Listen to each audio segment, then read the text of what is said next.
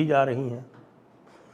आदि पुरुष तो पूरी तरह से फ्लॉप हो चुकी है। आपको पता है कि जो दूसरा मंडे था उनका, दूसरा सोमवार, वो केवल 1.25 करोड़ रुपए की आमदनी हुई उस फिल्म की। तो फिल्म तो ख़त्म हो चुकी है।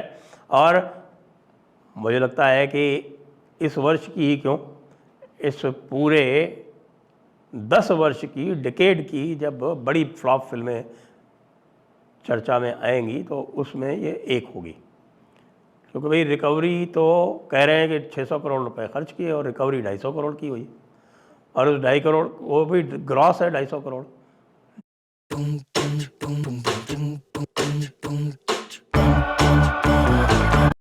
नेट तो मुश्किल से 100 करोड़ 150 करोड़ आया होगा। तो इसलिए इससे बड़ी फ्लॉप कुछ हो नहीं सकती। तो आप ये समझ लें कि मनोज मुंतशिर और हमारे श्री श्री 1008 ओम राउत जी जो हैं, उनके सर में बड़ा ये सेहरा बंधने वाला है। और साथ में गुलशन कुमार की संतति जो हैं, उन्होंने भी गुलशन कुमार की ऐसी तैसी कर दी, जो प्रोड्यूसर थे भाई साहब और टी सीरीज़ वाले। लेकिन यह आदि पुरुष का फ्लॉप होना जो है, इसके अलावा कल क्या हुआ है वो अत्यंत महत्वपूर्ण है। आदि पुरुष को बैन करने के लिए Allahabad high court at Prayagraj की लखनऊ बेंच में एक केस जाता है, और उस केस पे जस्टिस चौहान और जस्टिस सिंह जो हैं उस पर जो टिप्पणी करते हैं वो सभी को अब समझ लेना चाहिए। क्योंकि उन्होंने ये पूछा कि भाई हिंदुओं की सहनशीलता की परीक्षा कब तक लेते रहोगे? क्या हिंदू सहिष्णु है, उसने यहाँ कोई बवेला नहीं किया, किसी सिनेमाघर में आग नहीं लगाई, तो इसका अर्थ यह है कि हिंदुओं की भावना से आप जैसे चाहोगे वैसे खेलते रहोगे क्या? आपने ये क्या किया है? तो वहाँ पर कोई डिप्टी सॉलिसिटर जनरल भी थे भारत सरकार की ओर से, क्योंकि भारत सरकार उसमें पार्टी बनाई गई थी। मनोज मुंतशिर और हमारे जो प्रोड्यूसर डायरेक्टर इत्यादि, उनके तरफ से भी वकील थे। तो बताया गया कि साहब कि हमने इसके डायलॉग चेंज कर दिए हैं। तो जो बात कही, मैं धन्यवाद, न केवल धन्यवाद देता हूँ अभी तो नमन करता हूँ इस बेंच को, जिन्होंने इस मुद्दे के क्रक्स को पकड़ लिया, इसका जो मूल तत्व है इसको पहचान लिया। और क्या कहा उन्होंने कहा कि डायलॉग बदल देने से क्या होता है, राम, सीता, रावण, हनुमान, ये सब किस तरह से चित्रित किए गए हैं ये तो बताइए। रामचरितमानस हमारे देश का व्यक्ति जो है वो सवेरे जब निकलता है अपने कार्य के लिए, तो वो रामचरितमानस और हनुमान चालीसा इत्यादि पढ़ के निकलता है। श्रद्धा की स्थिति भगवान राम के प्रति यह है कि भगवान राम मर्यादा पुरुषोत्तम इस देश में आराध्य इसलिए हैं क्योंकि उन्होंने कीर्तिमान स्थापित किए। ऐसे परिवेश में जब लोग राज्य के लिए मरने मारने पर उतारू रहते थे, ऐसे समय पे उन्होंने राज्य का त्याग कर दिया केवल एक आदर्श की स्थापना के लिए। और उस आदर्श की स्थापना कौन सी वो करने जा रहे थे उसके बारे में भी अलग अलग मत हैं। कुछ लोग कहते हैं कि केवल उन्होंने अपने पिता के वचन को पूर्ण करने के लिए किया, कुछ लोग कहते हैं कि नहीं, ऐसा नहीं है, वे तो जाना चाहते थे। यदि आप क्यों जाना चाहते थे? क्योंकि देश की स्थिति गंभीर थी, जगह जगह राक्षस वृंद जो थे वो उत्पात कर रहे थे, वो धर्म का पारायण नहीं होने दे रहे थे, ऋषि मुनि अत्यंत असुरक्षित थे, तो इसलिए वे स्वेच्छा से वन में गए। अन्यथा दशरथ ने तो, महाराज दशरथ ने तो उनको कभी आदेश दिया नहीं था। महाराज दशरथ ने राम को वनगमन का आदेश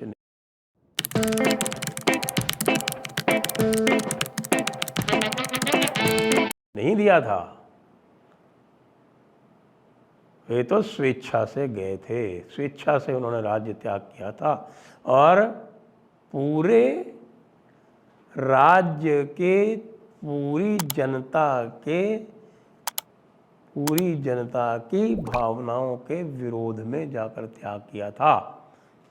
तो ये समझ लें कि जो राजा दशरथ का जो वचन दिया हुआ था कैकेयी माता को, उसको उन्होंने केवल एक बहाना भर बनाया, क्योंकि उनको तो देश में धर्म की स्थापना करने के लिए एक अवसर चाहिए था। वो राजा बन जाते तो कदापि उनको यह अवसर संभवतः नहीं मिलता, इसलिए वो गए। और गए भी कैसे हैं, आप देख रहे हैं कि किस प्रकार से वो पूरी जनता को रात में छोड़ के निकल गए, और किस तरह से उन्होंने हर प्रकार के अपने बंधु बांधवों को छोड़ते हुए तो तरह तरह के और जनजातीय,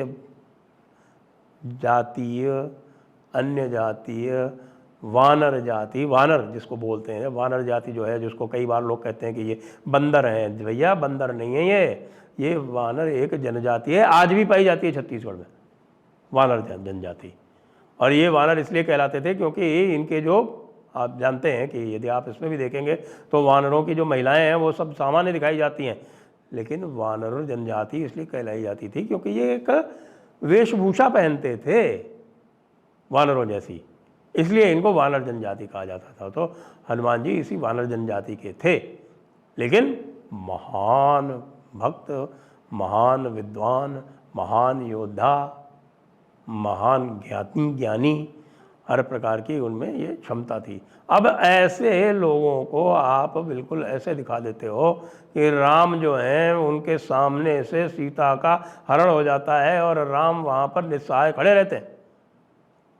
क्या वाल्मीकि जी ने ऐसा कहा? क्या रामचरितमानस में ऐसा है? क्या अन्य बहुत सारी रामायण, उनमें किसी में भी, एक में भी ऐसा है क्या? क्यों दिखाया आपने ये जानबूझ के? आप राम को निस्सहाय दिखा के क्या सिद्ध करना चाहते थे? राम निस्सहाय थे क्या? आपको जानकारी होनी चाहिए कि भगवान राम जिस स्थान पे गए थे ना, जहाँ से उनका वनवास जो है वो चित्रकूट छोड़ के जब निकले थे तो महाकौशल में गए थे। वो महाकौशल उनके नाना का स्थान था, कौशल्या जी महाकौशल की थी। यदि वो इंगित भर कर देते तो महाकौशल के राजा उनको यदि ज्ञात हो जाता तो अपनी पूरी सेना लेके आ जाते उनके सम्मान के लिए। उनको कहीं किसी प्रकार का कष्ट नहीं होता, महलों में रखा जाता उनको। उन्होंने तो जानकारी भी नहीं होने दी, चित्रकूट भी इसीलिए छोड़ के चले आए। और बाद में जब सीता माता का अपहरण होता है तो वो क्या करते हैं? वो पूरी वानर जाति को, जनजातियों को, अलग अलग जनजातियों को इकट्ठा करके और उनमें वीरता का संचार करके उनको प्रशिक्षण देके और जाते हैं और रावण जैसे दुर्धर राक्षस को जीत कर कीर्तिमान स्थापित करते हैं, मर्यादा का पुनर्स्थापन करते हैं, उन सारी मर्यादाओं को जीवन में स्थापित करने का सबको एक मार्ग दिखाते हैं। आदर्श बेटा, आदर्श पति, आदर्श राजा, आदर्श सखा, आदर्श स्वामी, आदर्श नायक। कौन सा आदर्श है जो राम ने स्थापित नहीं किया? और उनको तुम इस प्रकार से निस्सहाय दिखाते हो। तुम युद्ध में दिखाते हो कि रावण जो है वो 15 मिनट तक राम जी को पीट रहा है। भाई कौन सी रामायण में ऐसा है? किस रामायण में रावण जो है वो छू पाया है भगवान राम को? भगवान की उपाधि यहाँ ऐसे ही नहीं दी जाती है। जो मुंतशिर बोलता है ना कि भाई भगवान हमने बनाया है, अरे भगवान तुम नहीं बनाते हो भाई। भगवान जो है वो भक्त बनाते हैं। कैसे बनाते हैं? अगुण अलेप अमान